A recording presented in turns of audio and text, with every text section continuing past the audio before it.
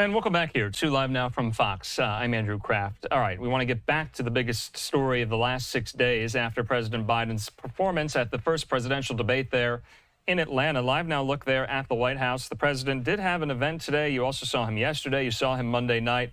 Brief events, not more than 10 minutes each. He'll be traveling to the battleground state of Wisconsin. Later this week, he'll also be taping that sit-down exclusive interview with ABC News' George Stephanopoulos while in Wisconsin.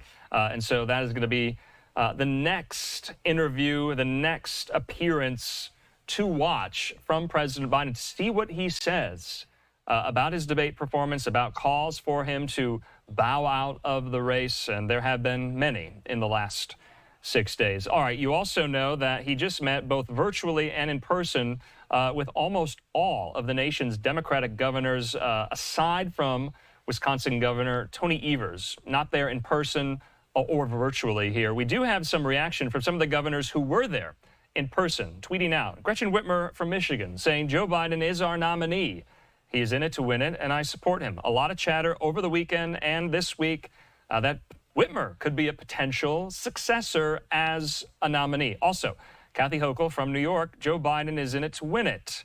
The stakes this November could not be higher, says Hochul. Also, Gavin Newsom, another name that has popped up so many times as a potential successor as a nominee. He says this: I heard 3 words from the president tonight. He's all in, and so am I. Joe Biden's had our back. Now it's time to have his. So also Governor Wes Moore there. President Biden is the partner I need in the White House now and for the next 4 years. We could not have delivered such enormous progress for Marylanders without his and Vice President Harris's leadership and support. He goes on to say, together we've created nearly 40,000 jobs, made historic investments in education, brought broadband across the state, and seen the most significant drop in crime in a generation.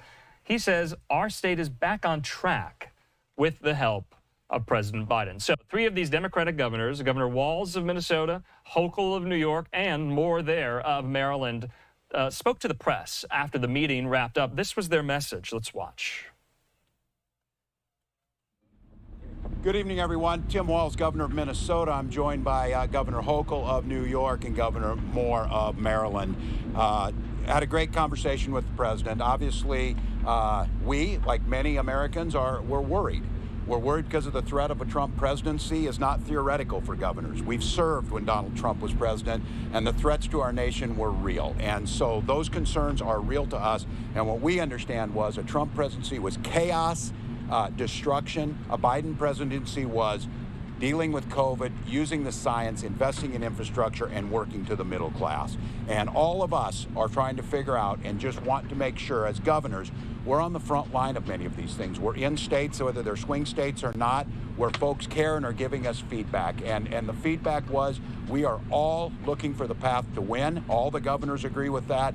President Biden agrees with that. He has had our backs through COVID, through all of the recovery, all of the things that have happened. The governors have his back, and we're working together just to make very, very clear on that. A path to victory in November is the #1 priority, and that's the #1 priority of the president. So that's what we're trying to get done. The feedback was good. The conversation was honest and open, and the actions that will come out of that will make sure that we're getting that message out. With that, Governor Moore. Thank you so much.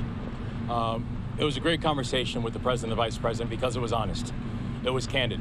I think that, we always believe that when you love someone, you tell them the truth. And I think we came in and we were honest about the feedback that we were getting. We were honest about the concerns that we were hearing from people. And we were also honest about the fact that as the president continued to tell us and show us that he was all in, that we said that we would stand with him. Because as Governor Walz said, the president has always had our backs. We're going to have his back as well. Because the results that we've been able to see under this administration have been undeniable in all of our individual states. But the thing that makes us most optimistic and most hopeful is not necessarily that we're afraid of an alternative, but also is that we're hopeful for the future. And so we know we have work to do. We know that as we're standing right here, we're behind. But we also know that that path to be able to make sure that we can pull ahead in November is real, and it's going to take all of us in order to make it happen and to make it work. And we're grateful to hear the level of excitement and the focus that the President and the Vice President have about being victorious in November. And with that, I'll turn it over to Governor Hochul. Thank you. Representing states like New York and all across America, we came together tonight to listen to President Biden tell us in his own words what his plans were. I'm here to tell you today, President Joe Biden is in it to win it. And all of us said we pledged our support to him because the stakes could not be higher. On the eve of the 4th of July celebration, we talk about how we transition under a monarchy and a tyranny that our founding fathers fought against, that we risk right now descending back into that very same place. We will stand with the president as we fight that force being Donald Trump. And together, we'll make sure that Americans know not just what Joe Biden did for all of us, and the list of what he did for my state of New York is extraordinarily long, but where he's going for the future and where he's going to take this country. We feel very confident in his abilities. We talked about the plan and how he's going to be very focused on issues that matter to Americans, and I felt very confident coming out of this meeting as well. Is he fit for office? Do you think he's fit for office? Yes, fit for office. The president has 3.5 years of delivering for us, going through what we've all been through. None of us are denying. Thursday night was a bad performance. It was a bad hit, if you will, on that. But it doesn't impact what I believe. He's delivering. What would you say to people in your own party? What would you say to people in your own party who say the game is up, enough's enough? No, I would say this. In November, we've got a clear choice. The president was very clear that he is in this to win this. And the president is our nominee. The president is our party leader. And the president has told us, and he was very clear back there, that he is in this to win this. And so for people, I would say, and listen, we're governors. We don't do hand-wringing. That's not what we do. Governors work and get things done. Governors say, tell me the objective, and we're going to make sure that we accomplish the objective. And so for people who are concerned, I just want to be very clear on something. And come November, we've got a binary choice.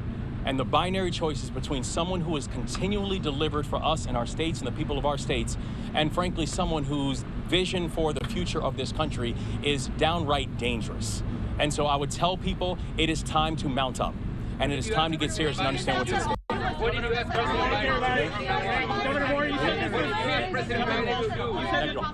What did you ask President Biden to do to regain the confidence of voters? How did the president explain his debate performance to you on Thursday night? And does he understand the stakes? Did he speak about? Yeah, he did. He said, look, he didn't listen to himself, and I thought he gave a great example when he said, look, I'm worrying about numbers on this. It's about people. It's about their lives. This is Joe from Scranton. He talks about building the middle class. He did it. He delivered. And I think this idea that you get in your own head, you get a little bit cycled up on that. What we saw in there today was a guy who was the guy that all of us believed in the first time, who could beat Donald Trump and did beat Donald Trump. With that, we thank you.